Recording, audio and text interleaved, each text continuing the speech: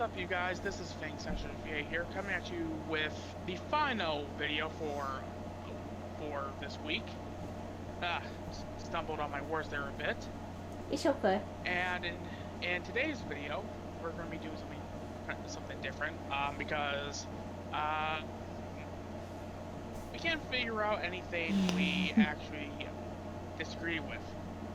You know, agree to disagree with. And that's the problem with a series like that, is that you have to make sure that you have something, or else, you know, you can't really do the video. Yeah. So, we're actually going, well, in a sense, some people, well, I guess in a sense this could be a bit of a debate video. This is actually going to be us debating with you guys. The problem is, you guys would have to give us your opinion in the comments. And we will reply to them. Yeah. So, in this video, we're going to be talking about video game opinions that we disagree with. And this is going to get spicy. This is gonna get very spicy considering what I found on my phone, which I know we barely use this because of how screen rents can be sometimes, but apparently there was a top 10 game opinions of 2020 that I found.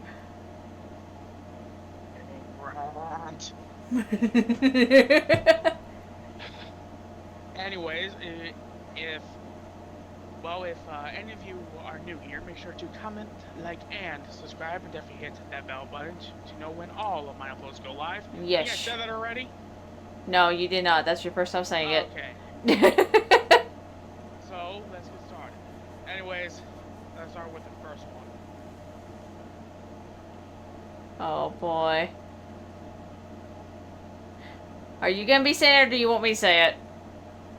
You say it. You're gonna be reading these off. Okay, so apparently the first one here on this list is Spider-Man Miles Morales, easy and predictable.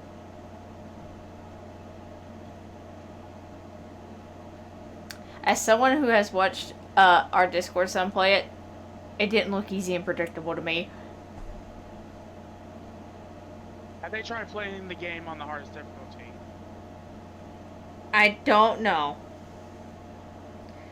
Apparently what they describe here, it says, it goes without saying that modern gamers expect a very taut and balanced level of challenge in every game, and especially one that found so much hype over the past few months, which would be years now, and the action-adventure game Spider-Man Miles Morales was definitely among the top games released in 2020.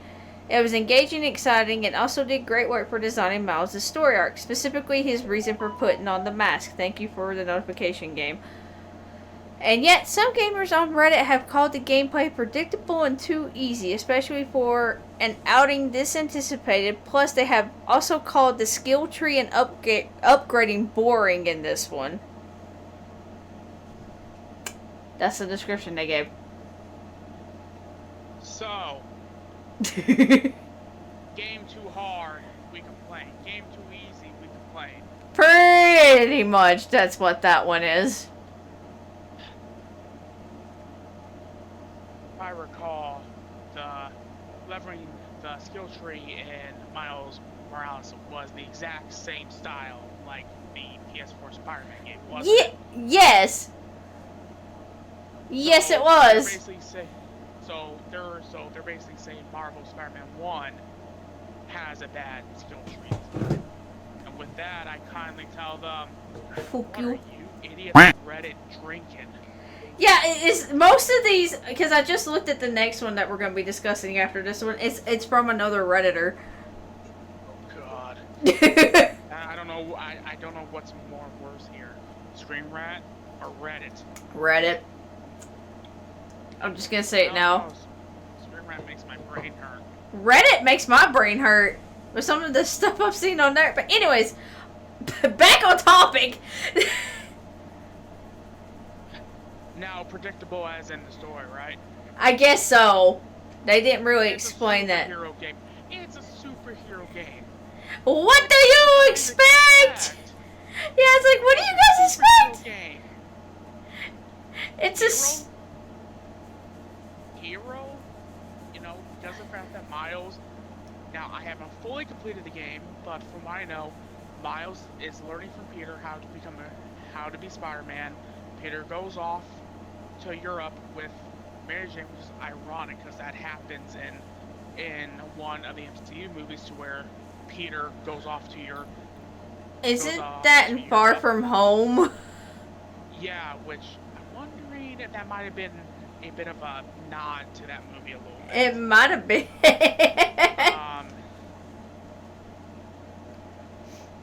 And he and Miles has to be the one to do the work.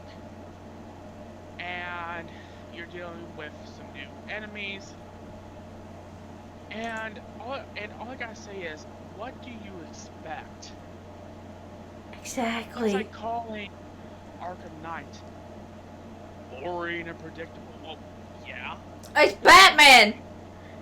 It's Batman! What do you expect?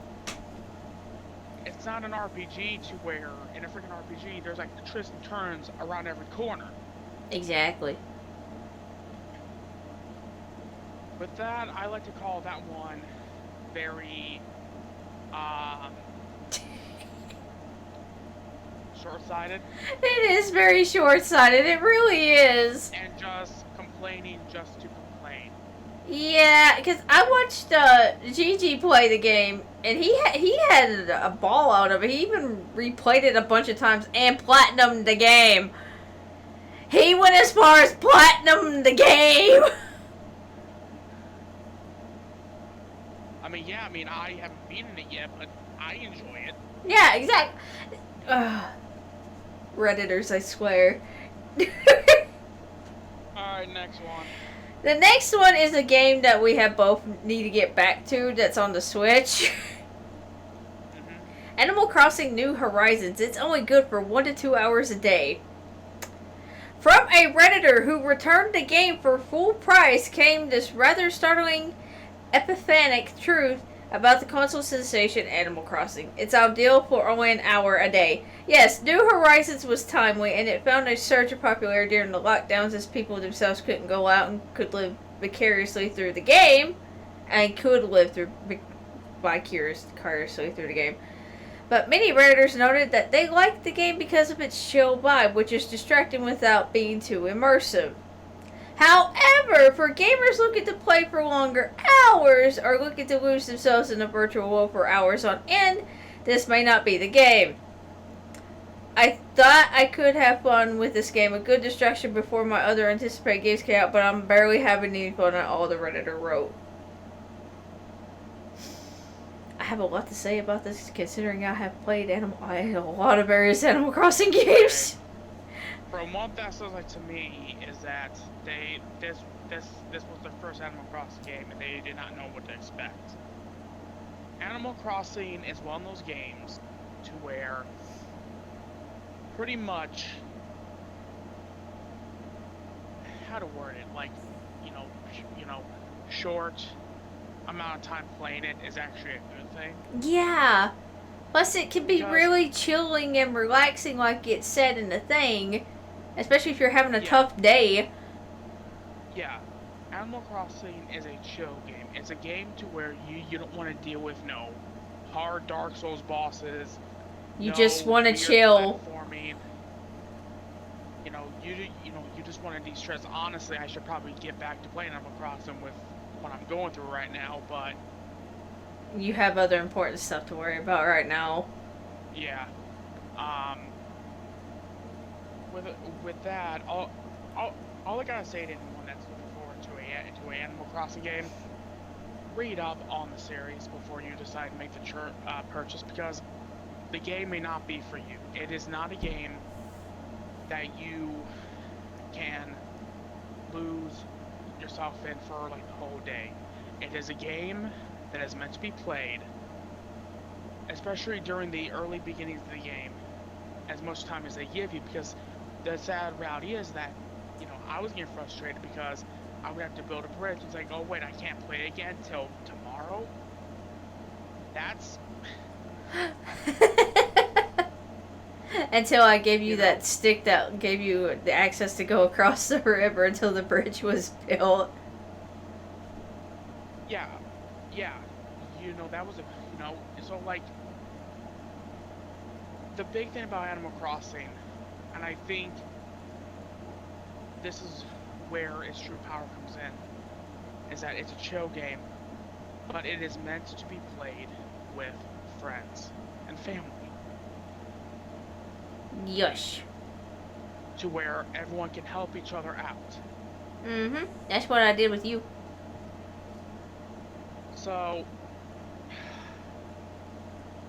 Animal Crossing is definitely isn't a game I would recommend for first-time Switch users. Unless, I might bring it up, be like, well, if you want a more casual, chill experience, then Animal Crossing is a game, but... Yeah. Animal Crossing is a fun game, but compared to other games on Switch, it is pretty basic, and it is not a game that you can lose yourself in. No, it's just meant to be a literal chill game from stress. Yeah, that you play for about an hour or two. Or if you're me, you play it for hours on end because you just enjoy the game. Which that tells me that person didn't get to the part to where you stop doing things for Tom Nook. Yeah, that's what it sounds like to me as well, because they went and refunded the game for full price. So that tells me that they didn't get to the part of the game to where you don't have to worry about none of that. I mean, sure, people do have their routines where, like, I remember, like, after my breakfast, I would get on there and do my get all the fruit, pick all the stuff, talk to all your villagers. Yep. Which they're gonna be very worried when you get back on. Yeah, no kidding. No, if it was any of the older Animal Crossing games, they would get pissed at you. No joke, they would get angry. So, with that opinion, that's a subjective opinion at best. So, yeah, it really is. So, this next one, I don't know if we should do it or not. Why? It deals with Last of Us Part 2. You know what, let's get into it. Okay, The Last of Us Part 2. Abby is simply misunderstood. The Last of Us Part 2 released during the beginning of the pandemic, when everyone was coping with a new way of life and the emotions were running a bit amok. The malicious Abby quickly became the most hated character in gaming, and some players even didn't want to play as her. But Reddit largely thinks that there's a lot of texture to Abby's character design, and she's a lot more than just an ex-Firefly looking to avenge her father's death. Abby also lost her purpose when Joel massacred the Fireflies along with her father. It's why it was important for her to bond with the former Scars after dehumanizing them. Why did I have a hard time reading that? After they showed her grace, Abby decided to stop allowing hate and anger to consume her, writes a Redditor.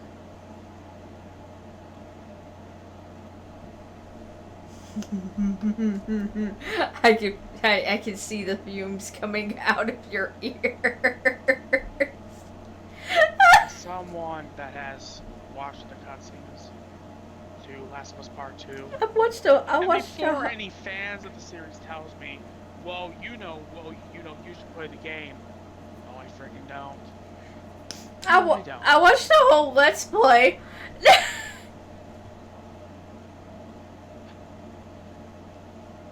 In my opinion, there should have been an option. A good ending and a bad ending to that game. To where the players that do want to take out Abby, they can. Instead of being this whole kumbaya BS. It's a freaking apocalypse. This is true. the whole cycle of violence crap, okay, sure, that's different. Come on. And the whole... It's a freaking... Go on. No, you go ahead and finish what you was gonna say. You know, The Walking Dead showed us perfectly on the different types of humans that exist in a freaking apocalypse. Negan being one of them. Negan, I do feel like, now, that's a character that's misunderstood. Oh, well, I know, because you've told me a lot about him. I know. He's not a bad guy, it's just... Basically, without giving too many spoilers, his wife had a illness, and because of that, that's why she ended up turning. You can imagine what type of illness she had. Yeah. You know, Negan has been through heck in his life. We need to watch The Walking Dead. Abby, on the other hand, did something out of revenge. Yeah, and the only... I'm gonna explain why, just in case people haven't played the first Last of Us.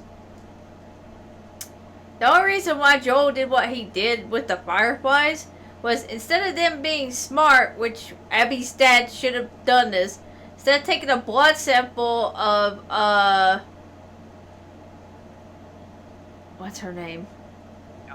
Ellie. Instead of taking a blood sample of Ellie's blood, since she had the cure pretty much, because she couldn't get turned, instead of taking a blood sample and making a antidote and stuff with that, they was gonna literally kill her to do it.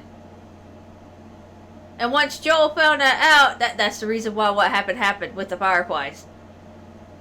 You could probably find a way to censor that word. And when I called Redditors certain word too, because you know how YouTube is. I think Discord cut you out when you said that. Oh, the whole idiots? Yeah. Oh. I think Discord cut you out when you said that. Not for sure. When I re-listen through the video editing, I'll check. But the fact of the matter is, I'm sorry, I've seen, like, The Last of Us Part 2 is kind of literally Star Wars The Last Jedi. Oh, episode 8. Ah! For gaming. It divided the fan base, and now there's people that don't even want Last of Us Part 3. That's true.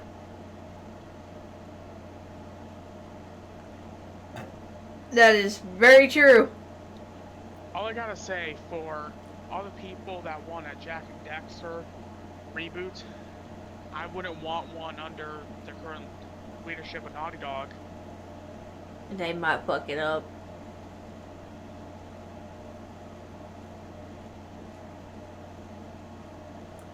Alright. Okay. Next one, Ghost of Tsushima. Which Gigi, I will also put this out, Gigi has played this game as well. Good game, but the riot, they're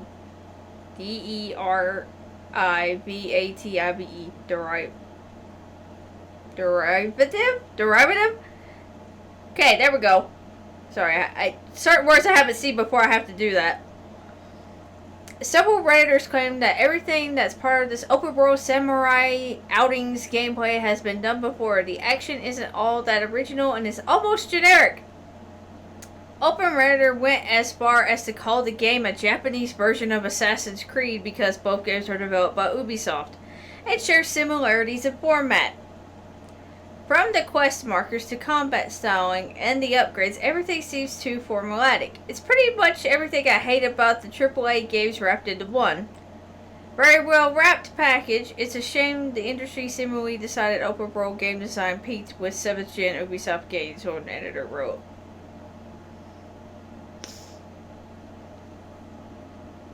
they just say that Ghost of Tsushima was developed by Ubisoft? Yeah, It's not. I know. It's a Sony exclusive.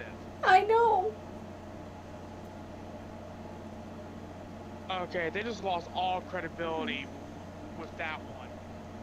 And funny enough, Assassin's Creed fans praise Ghost of Tsushima because they literally said that Ghost of Tsushima is the closest thing to a true Assassin's Creed game than Odyssey and Valhalla ever will be.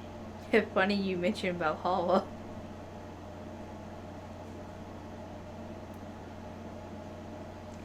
God. That's the next one on the list. Alright. But yes, Ghost of Tsushima is a good game. It really is good. I need to play it. I really I need to get through my backlog. But next on the list, Assassin's Creed Valhalla needs to be leaner. The jury's out on one of the most anticipated Ubisoft outings of the decade.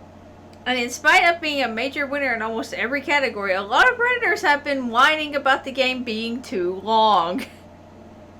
To be fair, it does work out for some games if the developers are going for really different endings, but in Valhalla the elements are too repetitive.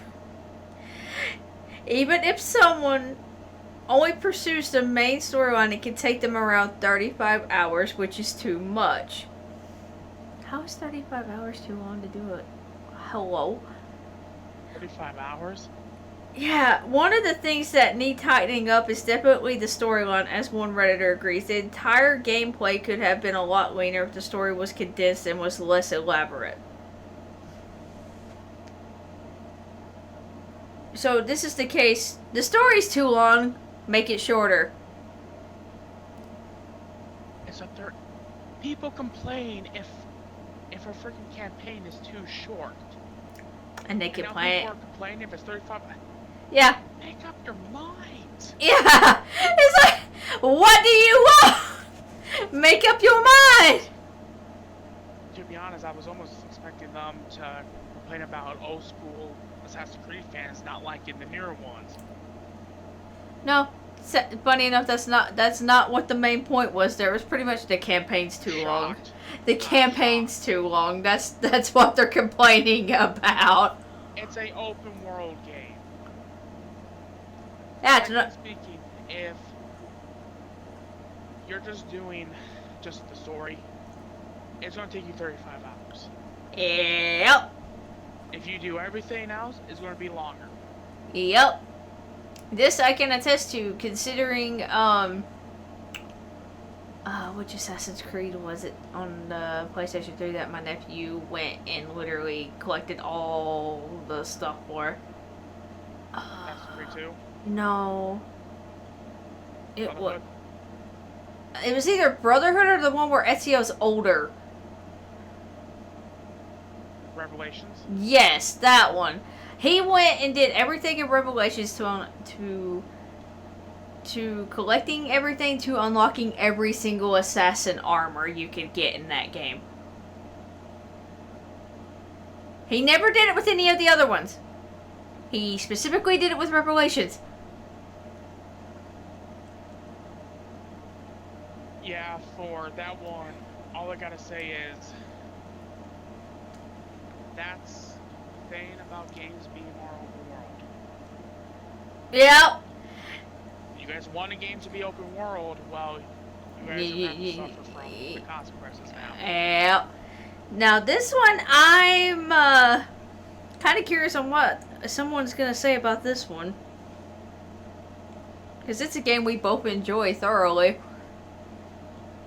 God. Doom Eternal. It lacks the coherency of its predecessor. Despite the almost flawless mechanics, the game is not an improvement of the 2016 first-person shooter, specifically VIS BIS of VIS. The progression and layout, although some reviews have claimed it almost plays like an expansion pack. The earlier game was relatively simplistic in its storytelling, which offered a more seamless experience. Most of the levels had a clear layout, forming a complete and coherent picture of what place I was navigating in my mind. They were exciting places to explore, and they told me what happened through the nice little bits of environmental storytelling. Writes one Redditor. Simply put, the 2020 game lacks the distinctiveness of its predecessor. Redditors have expressed the content felt procedurally generated, especially with the threaded, flimsy objectives.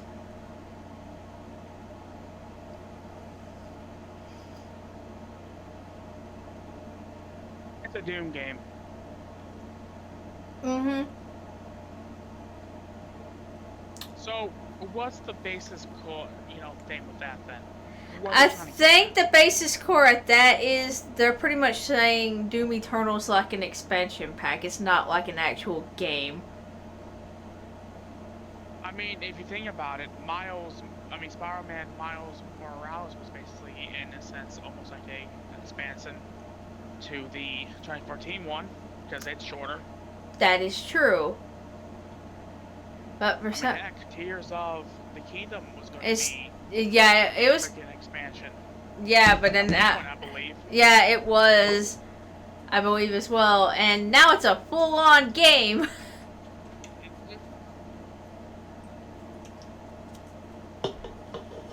All I have to say about that is it's a Doom game.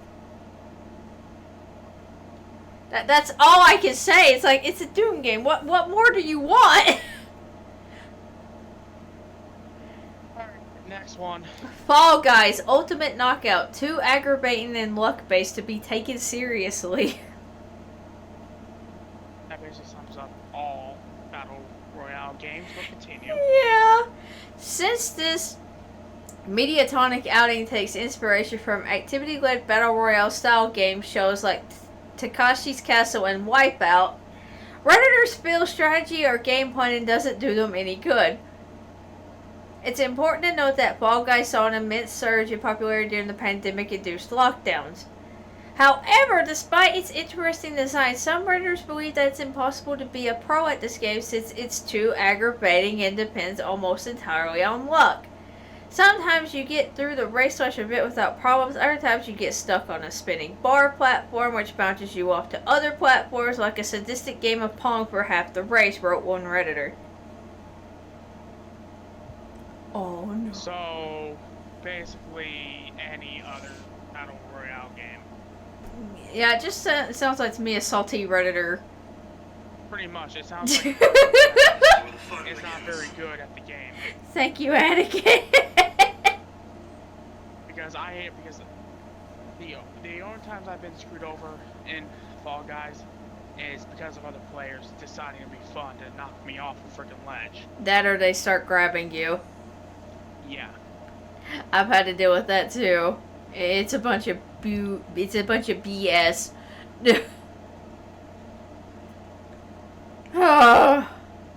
Fall Guys can be fun. You just need to. All I have to say with advice with Fall Guys, when you play it, don't take it seriously. Yeah. Just don't. Just play it for fun. Don't take it seriously. That should be the mindset of all games. Yeah, play the game, any kind of game, regardless if it's Battle Royale or not. Just play it for fun. It doesn't always have to be competitive. This is where the fun begins. Thank you, Anakin. Alright, next one.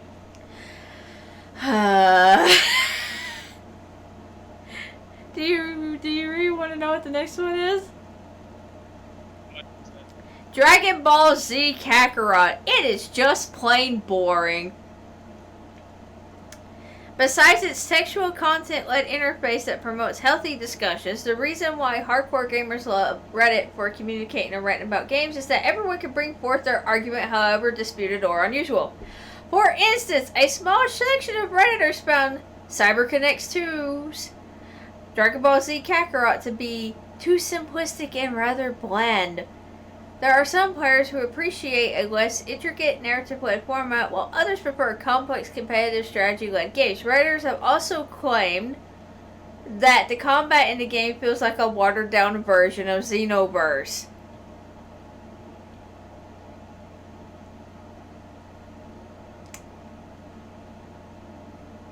It's an action RPG. Yeah, and That plus... takes inspiration from the Legacy of Goku series. Dragon Ball Z Kakarot's credited with a borderline reboot or remake or a freaking spiritual successor to the Legacy of Goku. Yeah, plus that watered-down combat system of Xenoverse. Do you guys realize how bad Xenoverse 1's combat was in the beginning? They want us, I guess they haven't seen Breakers yet, because that's really watered down. Oh my god. Combat. Yeah, it really is.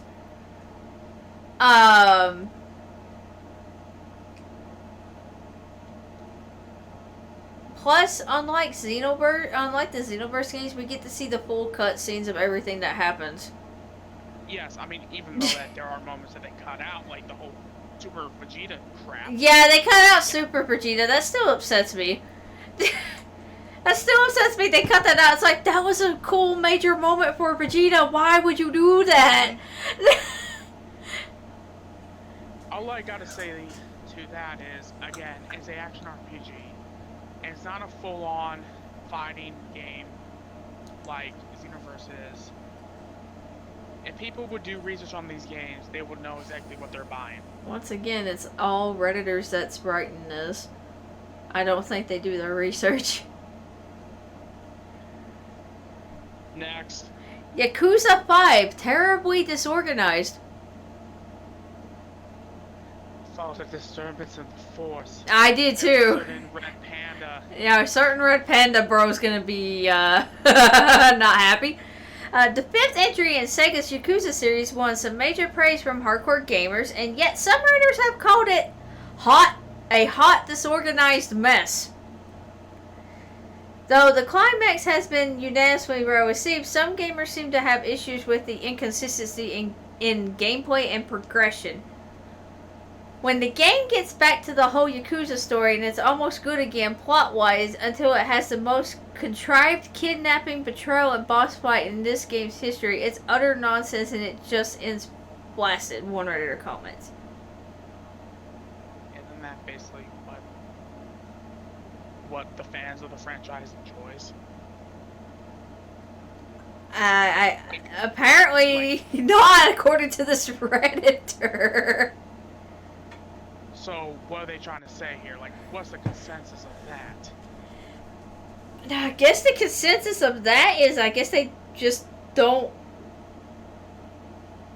Because, like it said here, like, it won some major praise from hardcore gamers, but Redditors are just like, there's too much inconsistency. It doesn't make any sense. Isn't that the point of the Yakuza games, is that, like, there's these over-the-top moments? Yeah! Is that... I've actually... About? I think so, because I've actually watched a little bit of when Zami played Yakuza.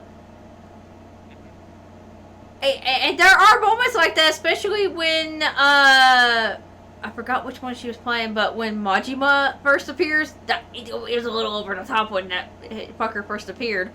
I gotta say that is... whatever. Yeah. So, the next game... Me and Babe hasn't played this game, but I find this funny. One Punch Man, a hero nobody knows, it's not meant to be balanced. The game, based on the popular manga series One Punch Man, received mixed reviews despite competent gameplay. The visuals were criticized as lacking in finesse, which was hugely disappointing considering how specific the show is about its graphics.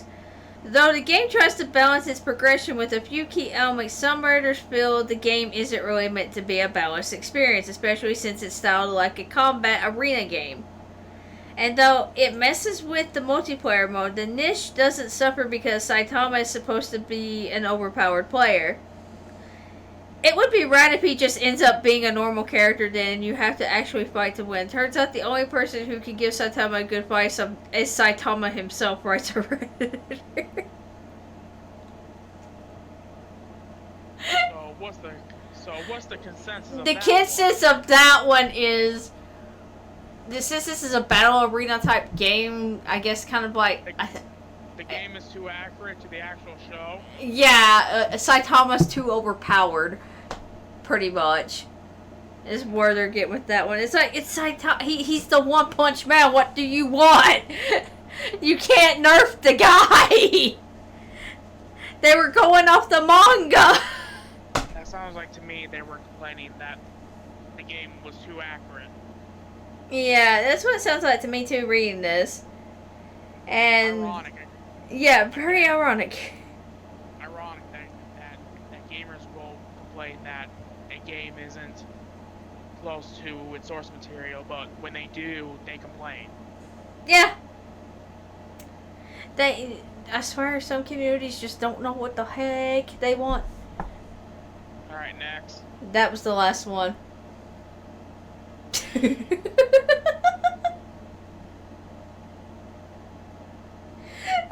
Well, that wasn't too bad. There was a few times I was already just...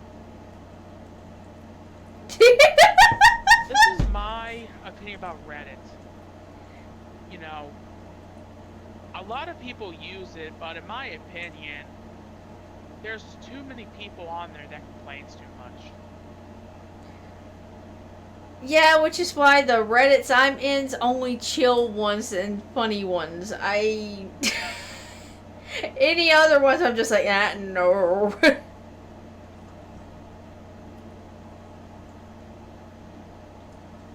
Well, that is it for this video.